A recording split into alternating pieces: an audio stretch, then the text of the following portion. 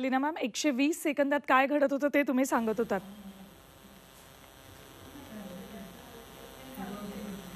पहिले काही क्षण अतिशय महत्त्वाचे असतात, कारण तो जो वर्टिकल थ्रस्ट असतो, म्हणजे विमान जसं टेक ऑफ होतं तसा रॉकेट लिफ्ट ऑफ होत असतं वर्टिकली.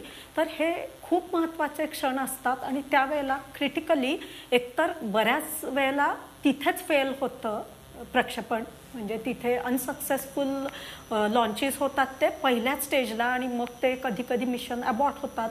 पण इथे आज आपले हे फर्स्ट स्टेजचे इंजिन फायर झाले, सगळं इग्नाईट झालं, व्यवस्थित घडलं आणि त्यानंतर काही सेकंड्स नंतर सेकंड स्टेजला जाऊन तो पण ट्रान्झिशन फार महत्त्वाचा असतो, कारण सेपरेशन होतं आणि त्यानंतर लिक्विड प्रपोल्शन जे असतं, म्हणजे नंतरची सेकंड स्टेज, ते फ्युअल दिलेलं असतं, ते इंधन मिळतं आणि विकास इंजिन्स जे खूप रिलायबल आहेत आपल्या सेकंड स्टेज रॉकेट चे, तर ते विकास इंजिन फायर होतात आणि मग त्यानंतर काही किलोमीटर्स गेल्यानंतर मग पुन्हा सेपरेशन होऊन क्रायो स्टेजला जातं, म्हणजे लिक्विड हायड्रोजन, लिक्विड ऑक्सिजन इंधनवर. हे फार क्रिटिकल हा स्टेज असतो, थर्ड स्टेज.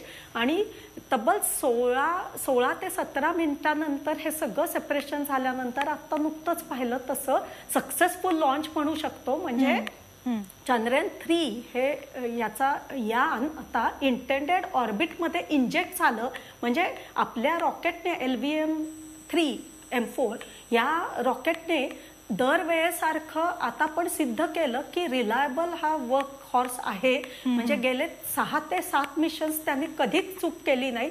असं अचूक प्रिसिजन इंजिनिअरिंग याला म्हणतात. तर तसं लॉन्च आपण रिलायबल इंजिन्स आणि ह्या रॉकेटमुळे केलेलं आहे.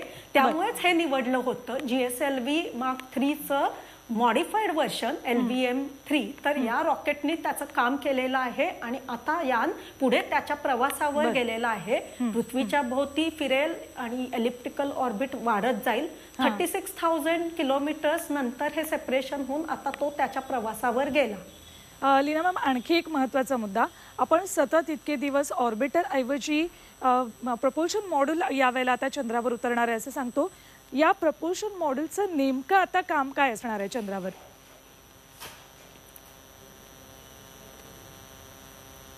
चंद्रयान-2 मध्ये मेन पार्ट होता तो लुनार ऑर्बिटर आणि तो सक्सेसफुल होता, कारण लुनार इन्सर्शन झाल्यानंतर चंद्राच्या कक्षेत गेल्यानंतर लुनार ऑर्बिटर फिरत राहिला आणि त्याने त्याचं काम, म्हणजे इट फार एक्सेल्ड इट्स केपेबिलिटीज आणि एक्सपेक्टेशन्स.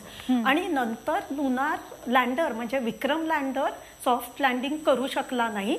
मग त्यामुळे ऑलरेडी आता ऑर्बिटर आहे तिथे इन प्लेस. मग आपण काय केलं यावेळेस, प्रपोल्शन मॉड्यूल केला, कारण आता जो खरा पार्ट पुढे जातोय तो प्रपोल्शन मॉड्यूलचा एक मोठा पार्ट आहे, that is the major part. आणि त्याच्यामध्ये नॅव्हिगेशन, कम्युनिकेशन, रिले आणि हे सगळं आहे. आणि त्यामध्येच हा विक्रम लँडर म्हणजे लुनार मॉड्यूल आहे.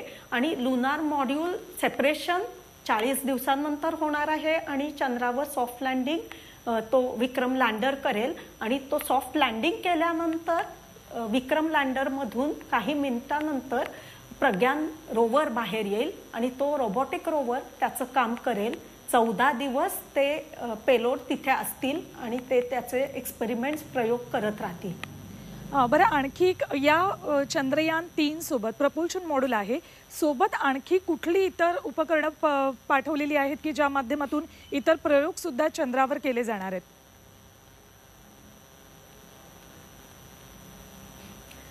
प्रपोल्शन मॉड्यूल हा सगळ्यात मेजर महत्त्वाचा पार्ट आहे आणि त्यामध्ये एक शेप नावाचा एक पेलोड आहे. म्हणजे तो चंद्राच्या कक्षेत राहून तिथे फिरता फिरता पृथ्वीचा अभ्यास करेल.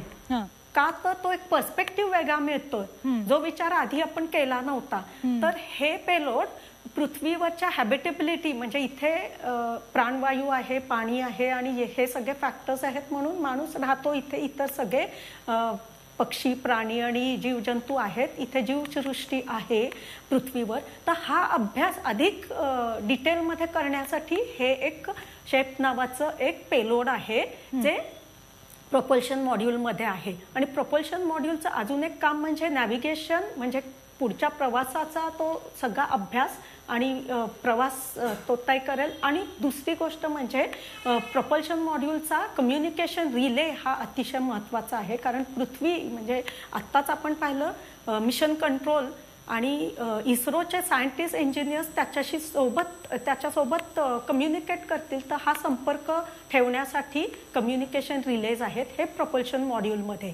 आणि मग नंतर ते प्रपोल्शन मॉड्यूल जेव्हा चंद्राच्या कक्षेत जाईल आणि तिथे इन्सर्शन झाल्यानंतर लुनार मॉड्यूल त्या ठराविक एका क्षणाला तो सेपरेट आउट होणार आणि मग तो खाली येताना त्या लुनार मॉड्यूलमध्ये त्याला एअर ब्रेकिंगसाठी थ्रस्टर्स आहेत, रिव्हर्स म्हणजे स्पीड कमी करण्यासाठी, आणि सॉफ्ट लँडिंग करेल मग साऊथ पोल ऑफ मून म्हणजे दक्षिण ध्रुवजवळ. आणि मग विक्रम लँडर बाहेर आल्यानंतर म्हणजे लँडिंग केल्यानंतर विक्रम लँडरने त्याच्यावर 3 पेलोड्स आहेत, म्हणजे विज्ञानाचे प्रयोग केले जातील. काय तर प्लाझ्मा स्टेट ऑफ मॅटर म्हणजे आयॉन्स इलेक्ट्रॉन्स जे आहेत चंद्रावर सापडतील त्याचा अभ्यास, आणि आयसोटोप हिलियम-3 जो न्यूक्लिअर पॉवरसाठी जनरेशनसाठी त्याचा फायदा होणार आहे येणाऱ्या काळात, किंवा फ्युचर मिशन्स भविष्य काळात कॉलनाइज करायचं असेल चंद्रावर, तर या सगळ्याचा डेटा मिळेल आपल्याला आणि त्यासाठी हे पेलोड आहेत.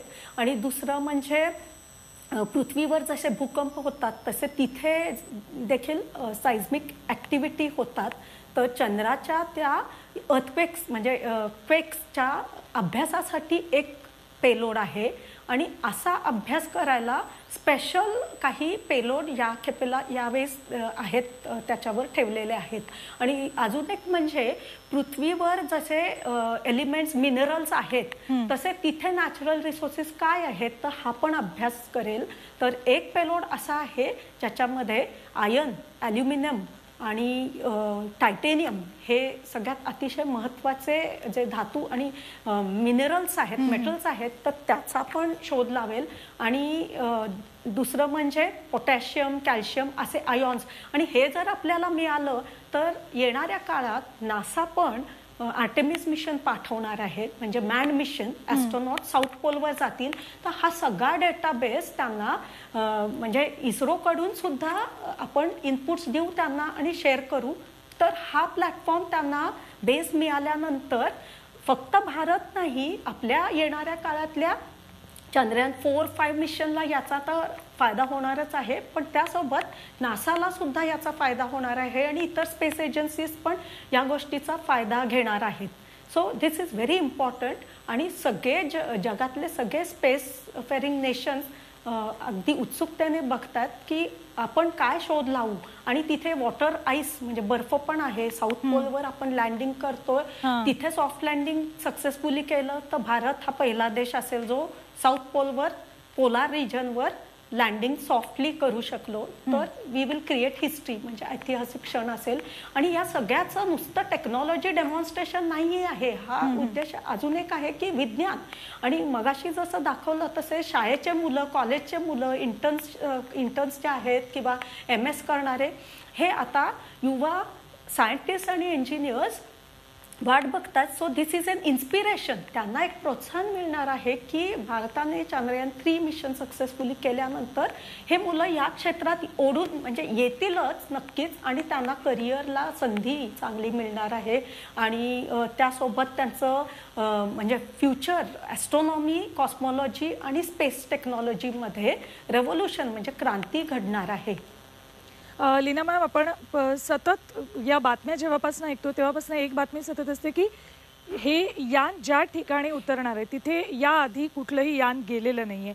मग ही जागा का निवडल्या गेली आणि कशा पद्धतीने ही सगळी प्रक्रिया असते त्या बाबतीत सोप्या शब्दात आणि अगदी थोडक्यात.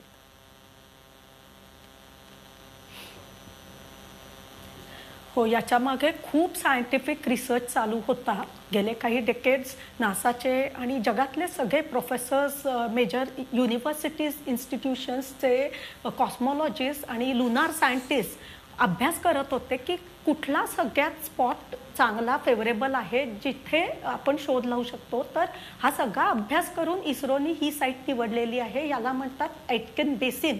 आणि तिथे परमनंट शॅडो असतो, म्हणजे सूर्याचे किरण प्रकाश पडतच नाही. आणि थोडा हायलँड आहे, म्हणजे डोंगर वगैरे आहेत. आणि त्यानंतर दरी आहे, म्हणजे क्रेटर किंवा खड्डा आहे. तसं पाहिलं तर तो रिस्की भाग आहे, पण तरी हा आपण निवडला. पण आताचा जो स्पॉट आहे तो इथे तिथे प्लस मायनस थोडं झालं तरी चालेल, पण सॉफ्ट लँडिंग होणं जास्त महत्त्वाचं आहे. आणि तिथे सोलार सिस्टम, आपल्या सूर्यमालेचे काही मिस्ट्रीज आणि काही रहस्य खाली आहेत, त्या मातीखाली, म्हणजे रेगोलिथ म्हणतात. चंद्रावरच्या मातीला रेगोलिथ म्हणतात. त्या सॉईलमध्ये काय काय सापडेल, हे काही गोष्टी अनएक्सपेक्टेड आहेत, त्या पण आपल्या हाती लागतील. त्यामुळे we are going to create history. आणि म्हणूनच हा साईट निवडलेला आहे. आणि हे आपण सॉफ्ट लँडिंग जर करू शकलो सक्सेसफुली, तर भारत हा पहिलाच देश असेल. कारण मगाशी सांगितलं तसे काही मिशन्स फेल गेले आणि कोणालाच पहिल्या अटेम्प्टमध्ये सक्सेस मिळालेला नाहीये. चंद्रयान 2 नंतर आपला पण हा सेकंड, म्हणजे दुसरी अटेम्प्ट आहे. But it is a follow on mission आणि एंड टू एंड कॅपेबिलिटी आपल्याला सिद्ध करायची आहे आणि खूप शोध लावायचे आहेत. त्यामुळे विज्ञान हा सगळ्यात महत्त्वाचा भाग आहे यामध्ये. लीना मॅम, इतक्या सोप्या शब्दात चंद्रयान 3 मोहिमेबाबतची माहिती तुम्ही दिलीत त्याबद्दल खूप खूप धन्यवाद. आपल्यासोबत नागपूरहून राजेश मुनेश्वर सर आहेत. तुम्ही सुद्धा लाईव्ह कॉमेंट्री सर इतकी छान आणि सोप्या भाषेत केली, त्यामुळे सगळ्यांना नेमकं काय घडतंय ते कळलं. त्याबद्दल तुमचे खूप खूप धन्यवाद.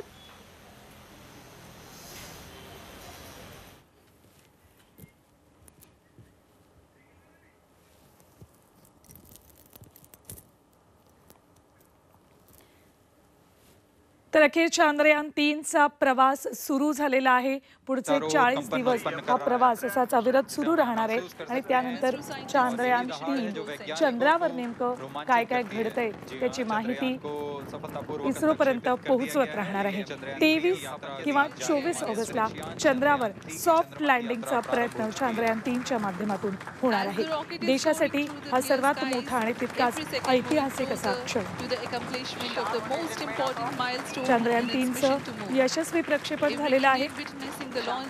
आजवरच्या चंद्रावरच्या सगळ्याच देशांच्या मोहिमांबाबत जर आपण बोलायला गेलं तर नासाची अपोलो 11 ही मोहीम साधारण 4 दिवसात चंद्रापर्यंत अपोलो 11 पोहोचलं होतं. मात्र आज चंद्रयान 3ला चंद्रावर पोहोचण्यासाठी साधारण 40 दिवस लागणार आहेत.